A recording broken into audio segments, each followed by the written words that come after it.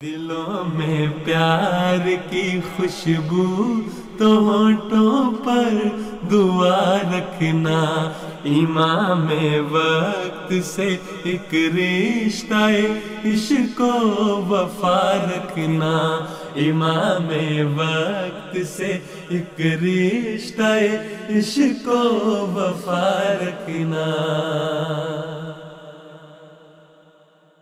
আসসালামু আলাইকুম ওরহমতুল্লাহি ওয়াবারাকাতুহু। ছোট্ট বন্ধুরা, আশা করি তোমরা সবাই অনেক অনেক ভালো আছো আর নিয়মিত হুজুরের খুতবা মনোযোগ সহকারে দেখছো। তোমাদের সবার প্রিয় অনুষ্ঠান ছোটদের জন্য হুজুরের খুতবার নতুন একটা পর্ব নিয়ে আজকে তোমাদের সামনে উপস্থিত হয়েছি। আজকে আমরা গত 28শে ফেব্রুয়ারি 2025 তারিখের খুতবাটি নিয়ে আলোচনা করব। যথারীতি তোমাদের মধ্য থেকে আলোচনার জন্য আমাদের সাথে দুজন বন্ধু আছেন। একজন হচ্ছেন ফারেস হোসেন, আরেকজন হচ্ছেন দিয়ান আল মাহাদ। আসসালামু আলাইকুম ওয়া রাহমাতুল্লাহ উস্তাদজি। ওয়ালাইকুম আসসালাম ওয়া রাহমাতুল্লাহি ওয়া বারাকাতুহু। কেমন আছো তোমরা? আলহামদুলিল্লাহ আমরা ভালো আছি। আপনি কেমন আছেন?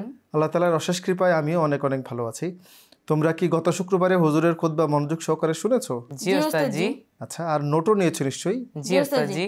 তাহলে হুজুরের খুতবার মূল বিষয় আমাকে কে শোনাতে পারবে?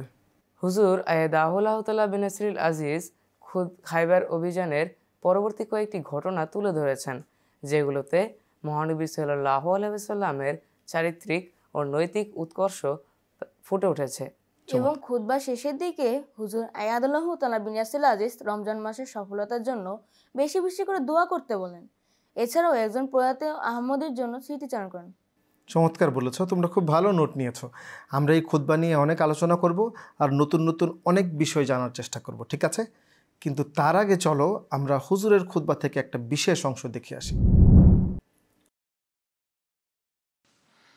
खैबर की जंग के बाद यहूद की तरफ से नबी करीम सल्लल्लाहु अलैहि वसल्लम को कत्ल करने की एक साजिश हुई थी और जहर आलूद बकरी का गोश्त खिलाने की कोशिश की गई थी। इसकी तफसील ये है कि जब खैबर फतह हो गया और अहले खैबर के साथ मुआहदा हो गया, जिसकी बिना पर ये बुरी तरह शिकस्त खाने के बाद एक बार फिर नबी अकरम सल्लल्लाहु अलैहि वसल्लम की रहमत और शफ़क़त से इस तरह फैज़याब हुए कि नबी अकरम सल्लल्लाहु अलैहि वसल्लम ने ना सिर्फ ये कि उनको माफ़ कर दिया, बल्कि खैबर में रहने की भी इजाज़त दे दी। लोग मुतमईन हो गए। तो एक रोज़ यहूद खैबर की फ़ौज के सिपाहसालार सलाम बिन मिशकम की बीवी ज़ैनब बिन हारिस ने हज़रत सल्लल्लाहु अलैहि वसल्लम की खिदमत अक़दस में भुनी हुई बकरी का गोश्त पेश किया और कहा कि आपके लिए हदिया लाई हैं। बाज़ जगह यह भी मिलता है कि इस साजिश में सिर्फ ये अकेली औरत शामिल न थी, बल्कि यहूद के कुछ और लोग भी थे। हज़रत सल्लल्लाहु अलैहि वसल्लम के हुक्म पर वो हदिया लेकर आपके सामने रख दिया गया। वहाँ कुछ सहाबा भी मौजूद थे, जिनमें हज़रत बिशर बिन बरा भी थे। हज़रत सल्लल्लाहु अलैहि वसल्लम ने सहाबा से फरमाया कि करीब आ जाओ। इसके बाद आपने इसमें से दस्ती का गोश्त उठाया और उसमें से थोड़ा सा टुकड़ा लिया। दूसरे लोगों ने भी लिया। रसूल करीम सल्लल्लाहु अलैहि वसल्लम ने फरमाया,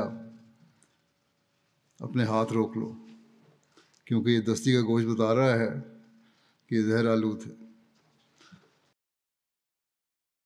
বন্ধুরা, আমরা এতক্ষণ হুজুরের খুতবার একটা বিশেষ অংশ দেখলাম। আর এটা শুধুমাত্র আমরা হুজুরের খুতবা নিয়ে আলোচনা করি তোমাদেরকে হুজুরের খুতবা আরেকটু সহজভাবে তোমাদের সামনে উপস্থাপনের জন্য। আর খুতবার একটা বিশেষ অংশ তোমাদের সামনে উপস্থাপন করা হয়। কিন্তু তোমাদের মনে রাখতে হবে হুজুরের পুরো খুতবা দেখার কোনো বিকল্প নেই।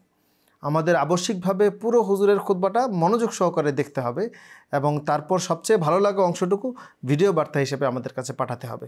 এটা আমরা তোমাদের বারে বারে স্মরণ করাই, ঠিক আছে? আচ্ছা ফারেস, তুমি কি হুজুরের খুতবার প্রথম দিকের একটা ঘটনা আমাকে শোনাতে পারবে? জি উস্তাদজি। খাইবার অভিযানের পর মহানবী সাল্লাল্লাহু আলাইহি ওয়াসাল্লাম ইহুদিদের প্রতি দয়া দেখান, কেননা ইহুদিদের সঙ্গে মুসলমানদের একটি নতুন সন্ধি চুক্তি হয়েছিল। আর মহানবী সাল্লাল্লাহু আলাইহি ওয়াসাল্লাম ইহুদিদের খাইবারে থাকার অনুমতিও দেন। এই সুযোগকে কাজে লাগিয়ে এক ইহুদি মহিলা মহানবী সাল্লাল্লাহু আলাইহি ওয়াসাল্লামকে হত্যা করার জন্য একটি ভুনা মাংসে বিষ মিশিয়ে নিয়ে আসে কিন্তু রেওয়ায়ত অনুযায়ী মহানবী সাল্লাল্লাহু আলাইহি ওয়াসাল্লাম সেই ভুনা মাংস মুখে দেওয়ার সঙ্গে সঙ্গে বুঝে যান যে সেই ভুনা মাংসে বিষ রয়েছে। ঠিক বলেছ। সেই মহিলাটি ছিল ইহুদি এক নেতার স্ত্রী জাইনাব বিনতে হারেস। সে ভুনা মাংসে বিষ মিশিয়ে মোহাম্মদ সাল্লাল্লাহু আলাইহি সাল্লামকে দিয়েছিল। আর মোহাম্মদ সাল্লাল্লাহু আলাইহি সাল্লাম কিন্তু তখন একা ছিলেন না, মোহাম্মদ সাল্লাল্লাহু আলাইহি সাল্লামের সাথে আরেকজন সাহাবী ছিলেন, হযরত বিশর রাদিয়াল্লাহু তাআলা আনহু। তিনিও সেই খাবার খেয়েছিলেন। মোহাম্মদ সাল্লাল্লাহু আলাইহি সাল্লাম যখন মুখে মাংস দেন তখন সাথে সাথে সেই সাহাবীকে খেতে নিষেধ করেন। আর সেই সাহাবী তখন বলেন যে, ইয়া আল্লাহর রাসূল সাল্লাল্লাহু আলাইহি সাল্লাম, আমি কিন্তু প্রথমেই বুঝে গিয়েছিলাম, কিন্তু আপনার খাবারের রুচি নষ্ট হবে বা আপনার সমস্যা হবে এই কথা চিন্তা করে আমি আপনাকে নিষেধ করিনি। কিন্তু রেওয়ায়েত অনুযায়ী সেই সাহাবী অর্থাৎ হযরত বিশর রাদিয়াল্লাহু তাআলা আনহু সাথে সাথেই মারা যায়। আবার কোনো রেওয়ায়েত অনুযায়ী 1 বছর পরে সেই সাহাবী মৃত্যুবরণ করেন। তো আসলে এই বিষ মিশানোর কি কারণ ছিল? ইহুদিদের মোহাম্মদ সাল্লাল্লাহু আলাইহি সাল্লাম এত ছাড় দিয়েছেন, তারপরেও একটা মহিলা কেন বিষ মিশালো? এই ব্যাপারে কি আমাদের দিয়ান আল মাহাত কিছু বলবে? জি ওস্তাদজি, খাইবারের যুদ্ধে যেসব ইহুদিরা মারা যায় তাদের মধ্যে সেই মহিলাটি বেশ কয়েকজন আত্মীয় ছিল, তাই সে এমনটি করে। মহানবী সাল্লাল্লাহু আলাইহি সাল্লাম যদি দুনিয়াবি বাদশা হন তাহলে তিনি সেখানেই মারা যাবেন, যদি তিনি আল্লাহ নবী হন তাহলে আল্লাহ তাকে রক্ষা করবেন। এটা সেই মহিলা ভেবেছিল, তাই না? জি ওস্তাদজি। হযরত আয়েশা রাদিয়াল্লাহু তাআলা আনহুর এই ব্যাপারে একটা রেওয়ায়াত আছে যেটা নিয়ে আপত্তি করা হয়। মুহাম্মদ সাল্লাল্লাহু আলাইহি সাল্লাম যখন মৃত্যুর আগ মুহূর্তে যেই অসুস্থতায় আক্রান্ত হয়েছিল তখন মুহাম্মদ সাল্লাল্লাহু আলাইহি সাল্লাম বলেছিল যে, হে আয়েশা, খায়বারে যে আমি খাবার খেয়েছিলাম সেই বিষের প্রভাব এখনও আমি অনুভব করি। কিন্তু এটা একটা স্বাভাবিক ব্যাপার। দেখো, যাদের অনেক বেশি বয়স হয়ে যায় আর বৃদ্ধ হয়ে যায় কিংবা অনেক বড় রোগে আক্রান্ত হয় জীবনের শেষ মুহূর্তে গিয়ে, তখন পূর্বের সময়ে বা পূর্বের অন্যান্য রোগে আক্রান্ত হওয়ার যে কষ্টগুলো রয়েছে বা পূর্বের যে ব্যথাগুলো রয়েছে সেগুলো আবার তার জেগে ওঠে। এটাই ছিল মূল বিষয় যা মুহাম্মদ সাল্লাল্লাহু আলাইহি সাল্লামের সময় তখন হয়েছিল। ঠিক আছে জি ওস্তাদজি। বন্ধুরা, চলো অনুষ্ঠানের এই পর্যায়ে আমরা তোমাদের পাঠানো ভিডিও বার্তাগুলো দেখে আসি। লাইব্রেরি থেকে সবাইকে জানাই রমজান মুবারক। হুজুর খুতবায় বলেছেন আমরা যেন রমজানের সফলতার জন্য দোয়া করি। আসসালামু আলাইকুম ওয়া রাহমাতুল্লাহ। হুজুরের খুতবায় হযরত মুহাম্মদ মুস্তাফা সাল্লাল্লাহু আলাইহি সাল্লামের 10 লক্ষের মতো কথা এবং কাজ পুরোপুরি খোদা তাআলার অস্তিত্বের ঘটনাই আমরা দেখি। গত শুক্রবারের খুতবায় হুজুর বলেন, নবী সাল্লাল্লাহু আলাইহি সাল্লাম কাফেরদের উদ্দেশ্যে বলেছিলেন, নিশ্চয়ই আমি তোমাদের মধ্যে এক সুদীর্ঘ জীবন অতিবাহিত করেছি, তবুও কি তোমরা নিজেদের বিবেক বুদ্ধি খাটাবে না? খুতবায় হুজুর মহানবী সাল্লাল্লাহু আলাইহি ওয়াসাল্লামের বিরুদ্ধে উত্থাপিত একটি আপত্তির খণ্ডন করেন। মহানবী সাল্লাল্লাহু আলাইহি সাল্লাম হযরত আবু আইয়ুব আনসারী রাদিয়াল্লাহু তাআলা আনহু এর প্রতি সন্তুষ্ট হয়ে অন্যের জন্য এই দোয়া করেছিলেন, হে আল্লাহ, তুমি আবু আইয়ুব এর সেভাবে সুরক্ষা করো যেভাবে সে আমার সুরক্ষা রাত অতিবাহিত করেছে। গত শুক্রবারের খুতবায় হুজুর বলেন, খায়বারের বিজয়ের পর একজন ইহুদি মহিলা মহানবী সাল্লাল্লাহু আলাইহি সাল্লামকে বিষ মিশানো ছাগলের মাংস খাওয়ায়। ওই ঘটনার পর ওই ইহুদি মহিলার কথার মাধ্যমে মহানবী সাল্লাল্লাহু আলাইহি সাল্লামের সত্যতা প্রমাণিত হয়। বন্ধুরা, এতক্ষণ আমরা তোমাদের পাঠানো ভিডিও বার্তাগুলো দেখলাম। আমাদের প্রত্যেকটা ভিডিও বার্তা খুব ভালো লেগেছে। তোমরা এইভাবেই আমাদেরকে ভিডিও বার্তা পাঠাতে থাকবে, পাশাপাশি হুজুরের খুতবাও মনোযোগ দিয়ে দেখতে থাকবে। তাহলে চলো আমরা আমাদের মূল অনুষ্ঠানে আবার ফিরে যাই। ফারেশ, তোমার কি মনে আছে একটি মহিলা স্বপ্নে দেখেছিল মদিনার থেকে একটি চাঁদ তার কোলে এসে পড়ে? তুমি কি উম্মুল মুমিনিন হযরত সাফিয়ার কথা বলছো? মহানবী সাল্লাল্লাহু আলাইহি সাল্লাম তো তাকে খায়বার যুদ্ধের পর বিয়েও করেছিলেন। তোমরা ঠিক বলছো, আর চমৎকার একটা ব্যাপার নিয়ে আলোচনা করছো। উম্মুল মুমিনিন হযরত সাফিয়া রাদিয়াল্লাহু তাআলা আনহা, তিনি বনু নাজির এবং বনু কুরাইজা গোত্রের শাহজাদি ছিলেন। আর খায়বার বিজয়ের পর যখন তিনি অন্য বন্দীদের সাথে ওনাকেও বন্দী করা হয়, তখন সাহাবিদের অনুরোধে মোহাম্মদ সাল্লাল্লাহু আলাইহি ওয়াসাল্লাম ওনাকে নিজের জন্য নির্বাচন করেন এবং একটা পর্যায়ে গিয়ে মোহাম্মদ সাল্লাল্লাহু আলাইহি ওয়াসাল্লাম ওনাকে মুক্ত করে দেন এবং বলেন যে তুমি চাইলে তোমার গোত্রে ফিরে যেতে পারো আর চাইলে আমার সাথে বিবাহ বন্ধনে আবদ্ধও হতে পারো। সাফিয়া রাদিয়াল্লাহু তাআলা আনহা যেহেতু পুণ্যবতী মহিলা ছিলেন আর বিচক্ষণ ছিলেন, মোহাম্মদ সাল্লাল্লাহু আলাইহি ওয়াসাল্লামকে তিনি বিয়ে করেন। আর এরপর মোহাম্মদ সাল্লাল্লাহু আলাইহি ওয়াসাল্লাম একদিন ওনার চোখের নিচে একটা কালো দাগ দেখে জিজ্ঞেস করেন যে এই কালো দাগ তোমার কি করে এলো তোমার চোখের নিচে?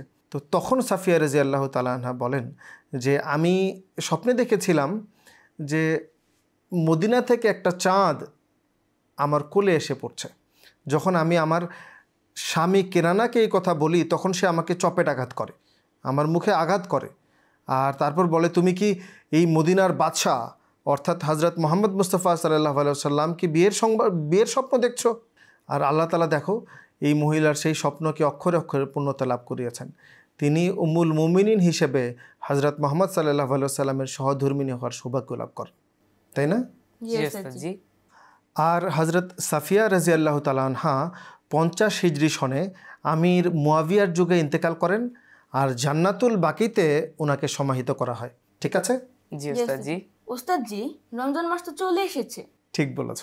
এই রমজানে আমাদের অনেক কিছু করার আছে। হজরত মোহাম্মদ সাল্লাল্লাহু আলাইহি ওয়াসাল্লাম বলেছেন রমজান মাসে জান্নাতের দরজাগুলো খুলে দেওয়া হয় আর জাহান্নামের দরজাগুলো বন্ধ করে দেওয়া হয়, শয়তানকে শিকলাবদ্ধ করা হয়। ঠিক আছে? আবার দেখো মোহাম্মদ সাল্লাল্লাহু আলাইহি ওয়াসাল্লাম এই কথাও বলেছেন যদি আমরা রমজানে একটা নফল আদায় করি তাহলে এটা অন্যান্য দিনগুলোর ফরজের সমান সোয়াব আমরা লাভ করব। আর যদি আমরা একটা বাজামাত ফরজ আদায় করি অন্যান্য দিনের 70টা ফরজ আদায়ের সমান সোয়াব লাভ করব। তাহলে এই রমজানে আমাদের কি করতে হবে? অনেক বেশি ইবাদত করতে হবে আল্লাহ তাআলার, অনেক নফল আদায় করতে হবে, অনেক ফরজ আদায় বাজামাত নিয়মিতভাবে বাজামাত ফরজ আদায় করতে হবে, নামাজ আদায় করতে হবে, আর অনেক অনেক বেশি কোরআন পাঠ করতে হবে। ঠিক আছে? তাহলে আমরা এই রমজানের বরকত পুরোপুরি অন্বেষণ করতে পারবো, পুরোপুরি লাভ করতে পারবো। বন্ধুরা, অনুষ্ঠানের এই পর্যায়ে চলো আমরা আমাদের এক ছোট্ট বন্ধু জহুর এলাহির কাছ থেকে রমজানের প্রথম দশকের দোয়াটি শুনে আসি। আসসালামু আলাইকুম ওয়া রাহমাতুল্লাহি ওয়া বারাকাতুহু। বন্ধুরা, আজ আমরা শিখব প্রথম আশরার দোয়া। ইয়া হাইয়ু ইয়া কাইয়ুম বিরহমাতিকা আস্তাগিস। অর্থ, হে চিরঞ্জীব, চিরস্থায়ী ও স্থিতিদাতা, তোমার রহমতের দোহাই দিয়ে সাহায্যের আকুতি জানাচ্ছি। বন্ধুরা, দেখতে দেখতে আমরা অনুষ্ঠানের শেষের দিকে চলে এসেছি। রমজানে কোরআন খতম দেয়া, পবিত্র রমজানের সাথে কোরআন পড়ার একটা ওতপ্রোত সম্পর্ক রয়েছে। আমাদের চেষ্টা করতে হবে আমরা যেন এই রমজানে আবশ্যিকভাবে কোরআন অন্তত একবার খতম দিই। আর রমজান চ্যালেঞ্জ খুদ্দামুল আহমদিয়ার পক্ষ থেকে একটা ফরম্যাট রয়েছে, তোমরা চেষ্টা করবে সবাই এই ফরম্যাটটা দেখে পূর্ণ চেষ্টা করা যেন তোমরা বিজয়ী হতে পারো। আর এই ফরম্যাট অনুযায়ী চেষ্টা চালিয়ে যাও, কারণ বিজয়ীদের জন্য আকর্ষণীয় পুরস্কার অপেক্ষা করছে।